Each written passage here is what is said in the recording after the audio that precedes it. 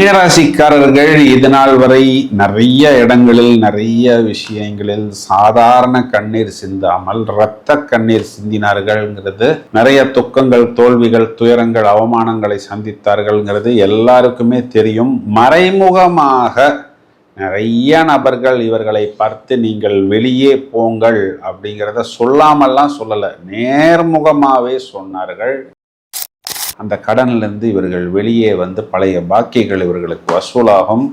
இது நாள் வரை கடின உழைப்பை மட்டுமே செய்து கை கால் தேஞ்சு போன, முட்டி தேஞ்சு போன, முதுகு தேஞ்சு போன, சுத்தமாக பலம் இழந்து எல்லாத்தையும் எல்லாருக்கும் தூக்கி கொடுத்து விட்டு தங்களுக்கென்று வரும் பொழுது எதுவுமே இல்லாத நிராயுத பாணியாக நின்ற மீனராசிக்காரர்கள், நீங்கள் எங்களை தோண்டிவிட்டாலும் நாங்கள் எங்களுடைய ராசியாதிபதி குருவே எங்களை பார்த்து கொண்டு நல்ல விஷயங்கள், நல்ல பழக்க வழக்கங்களை கொடுத்து கொண்டு தான் இருக்கிறார். ஒரு நொந்து போன நூடுல்ஸான, வெந்து போன ஆவியான, வெந்து கொண்டிருக்கிற boy friend, girl friend, living together, இதெல்லாம் வந்து எங்களை பல விதங்களில் பல மோகங்களில் எங்களை தூண்டினாலும் இது பணங்காட்டு நரி, இந்த சலசலப்புக்கெல்லாம் அஞ்சாது.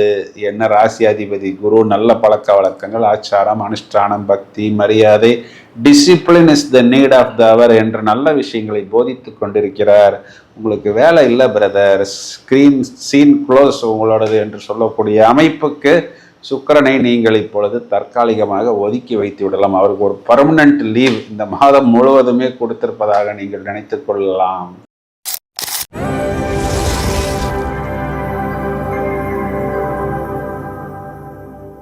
எல்லோரும் வெற்றி பெற வேண்டும். அமர்க்களமான ஆகஸ்ட் மாதம் என்ன சொல்கிறது? முதலில் பலன்களை பார்ப்போம், பிறகு கிரக நிலைகளை எடுத்துக்கொள்வோம். மீனராசிக்காரர்கள் இது நாள் வரை நிறைய இடங்களில் நிறைய விஷயங்களில் சாதாரண கண்ணீர் சிந்தாமல் இரத்த கண்ணீர் சிந்தினார்கள்ங்கிறது, நிறைய துக்கங்கள், தோல்விகள், துயரங்கள், அவமானங்களை சந்தித்தார்கள்ங்கிறது எல்லாருக்குமே தெரியும். மறைமுகமாக நிறைய நபர்கள் இவர்களை பார்த்து நீங்கள் வெளியே போங்கள் அப்படிங்கிறத சொல்லாமல்லாம் சொல்லலை, நேர்முகமாகவே சொன்னார்கள். இவர்களுக்கு இந்த ஆகஸ்ட் மாதத்தில் முதல்ல என்னென்ன வெற்றி நிச்சயம். அந்த 6ஆம் இடத்தில் உள்ள கிரகங்கள் சாதகமான சூழ்நிலையை கொடுப்பதால், குறிப்பாக வம்பு, வழக்கு, நோய், எதிரி, கடன் போன்ற விஷயங்களிலிருந்து இவர்கள் கண்டிப்பாக வெளியே வர முடியும். இதுல மெயினா என்னன்னா கடன் நிவர்த்தி. நீண்ட நாட்களாக, பல வருடங்களாக தொடர்ச்சியாக இருந்த கடன்கள்ல ஒரு டேர்னிங் பாயிண்ட், ஒரு யூட்டர்ன் போட்டு அந்த கடன்ல இருந்து இவர்கள் வெளியே வந்து பழைய பாக்கிகள் இவர்களுக்கு வசூலாகும்.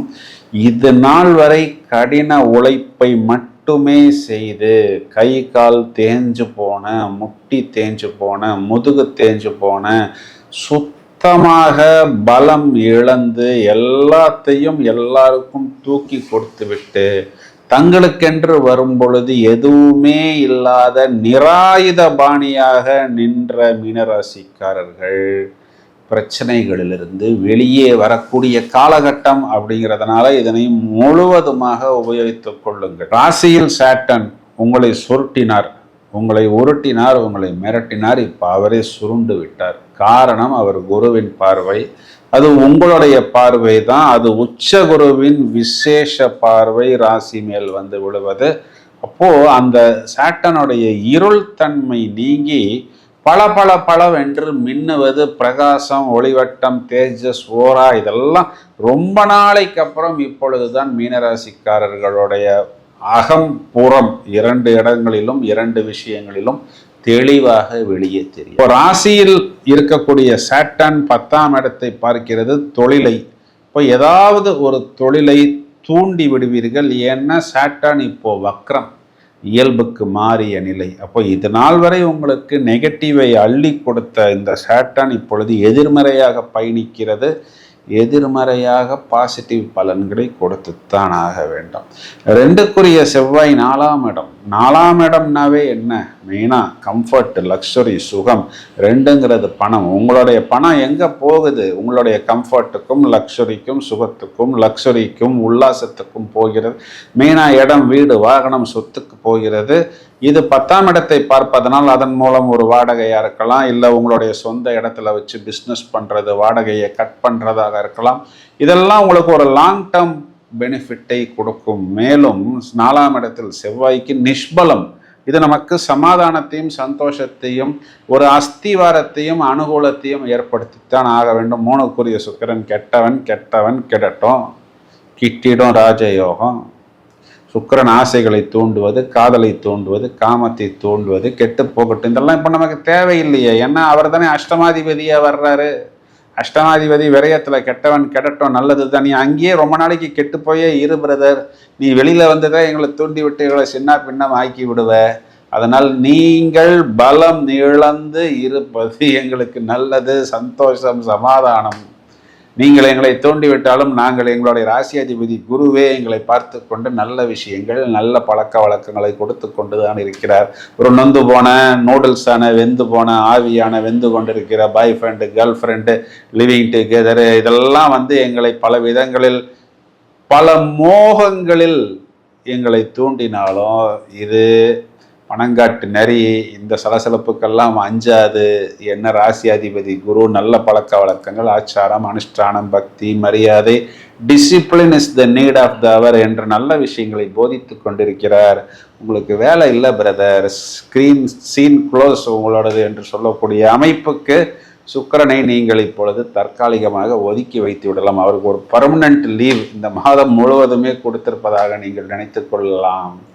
5ஆம் இடத்தில் குரு. 5ஆம் இடம் மெயினாக என்ன பண்ணுறாரு அப்படின்னா 6க்கு விரயம். 6ங்கிறது நோய், எதிரி, கடன், வம்பு, வழக்கு, எக்ஸட்ரா எக்ஸட்ரா, தோல்வி, அவமானம், மன கஷ்டம். இதையெல்லாம் நீங்கள் விரயமாக்கப் போகிறீர்கள். அப்படின்னா என்ன அர்த்தம்? இதிலிருந்து நீங்கள் வெளியே வருகிறீர்கள். இந்த குரு உங்களுக்கு லாபத்தை நீங்களே பார்க்குறீங்க, நீங்களே உங்களுடைய பாக்கியத்தை பார்க்குறீங்க. சிவராஜ யோகம், முதல் தரமான ராஜயோகம். பிறகு சூரியன் 6ஆம் வீட்டில் வந்து அமர்ந்தாலும் நமக்கு அவர் நட்பு கிரகம், அரசாங்கத்தை குறிகாட்டக்கூடிய கிரகம். அரசாங்கத்திலிருந்து நமக்கு கிடைக்க வேண்டிய நல்ல விஷயங்களை எல்லாம் ஏற்படுத்தி கொடுப்பார். இந்த ஸ்பீடு வட்டி, மீட்டர் வட்டி எல்லாம் வாங்காமல் அரசாங்கத்திலிருந்து நல்ல விஷயத்தை ஆரோக்கியமாக வாங்கி அதன் மூலம் நல்ல பலன் பெற முடியும். 6ஆம் இடத்தில் கேதுவும் முதல் தரமான ராஜயோகத்தை கண்டிப்பாக கொடுத்துத்தான் ஆக வேண்டும். பாக்யாதிபதி செவ்வாய் 10ஆம் வீட்டை பார்க்கிறார். இதற்கு பெயர் தர்ம கர்ம அதிபதி யோகம். 12ஆம் வீட்டில் ராகு, வெளிநாட்டு தொடர்பு. ஆனாலும் அவர் கிட்டத்தட்ட மகரமனையை நோக்கி வந்து விட்டார். அப்போ அதன் மூலம் பெரிய பாதிப்பு அப்படிங்கிறது நமக்கு ஏற்படாது. நிறைய ப்ளஸ் பாயிண்ட்ஸ் ரொம்ப நாளைக்கு அப்புறம் மீனராசிக்கு இந்த ஆகஸ்ட் மாதத்தில் இருக்கிறது.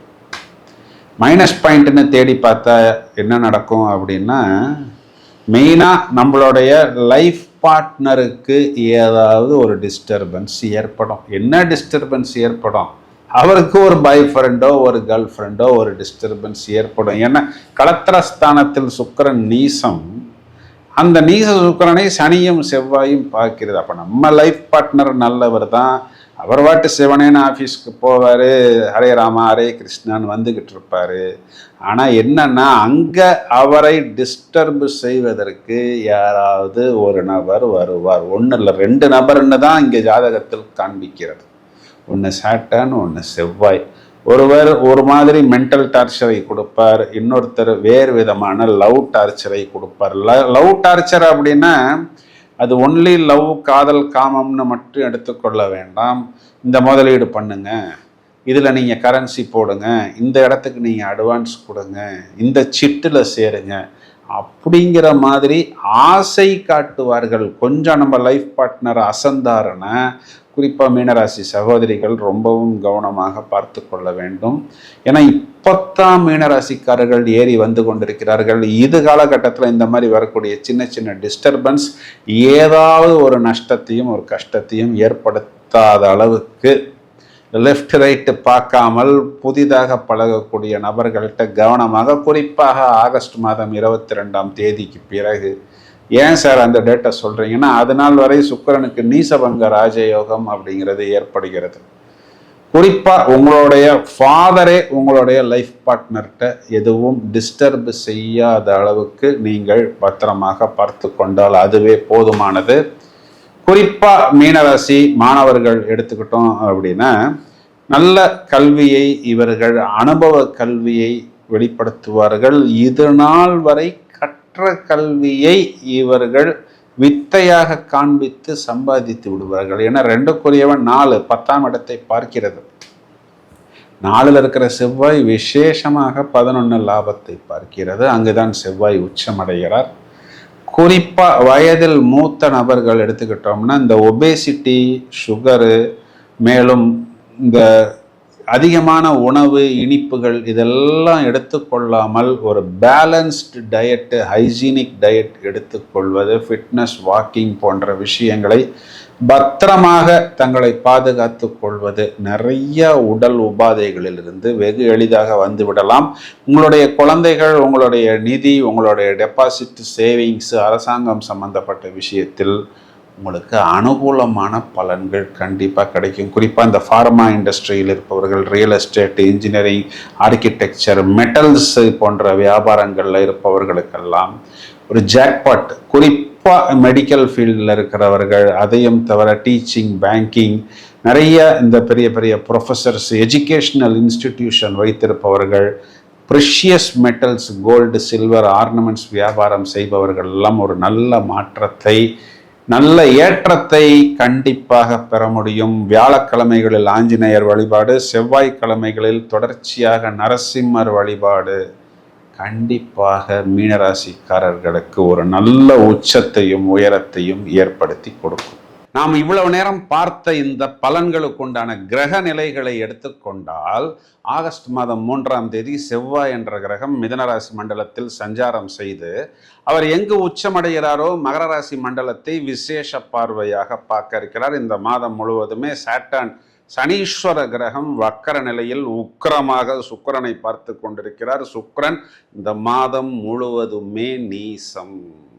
மேலும் ஆகஸ்ட் மாதம் 5ஆம் தேதி புதன் என்ற கிரகம் கடகராசி மண்டலத்துக்குள் வந்து பிறகு அவரே ஆகஸ்ட் 22ஆம் தேதி சிம்மத்தில் போய் சூரியனுடன் ஜோடி சேர இருக்கிறார். சூரிய புத ஆதிபத்தியமாக ஆடி மாதம் முடிந்தவுடன் ஆகஸ்ட் 17ஆம் தேதி கடகமனையிலிருந்து சிம்ம ராசிக்குள் சூரியன் நுழைந்து ஆட்சி பலம் பெற இருக்கிறார். இதுல முக்கியமான விஷயம் என்னவென்றால், தனுராசி மண்டலத்துக்கு செவ்வாயின் 7வது பார்வையும் சாட்டர்னின் 10வது பார்வையும் வந்து விழுகிறது. இதையும் தவிர நீச சுக்கிரனுக்கு செவ்வாயின் 4வது பார்வைன்னு சொல்லக்கூடிய விஷ பார்வையும் வக்ரசனியின் உக்ர பார்வையும் வந்து விழுகிறது.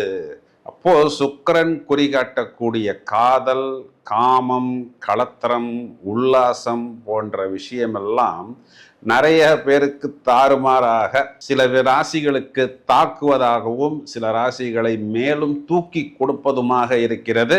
இதை பற்றி விவரமாக வழக்கம் போல் பட்டையை கலப்பும் விதத்தில் 12 பதிவுகள் தயாராகி கொண்டிருக்கிறது.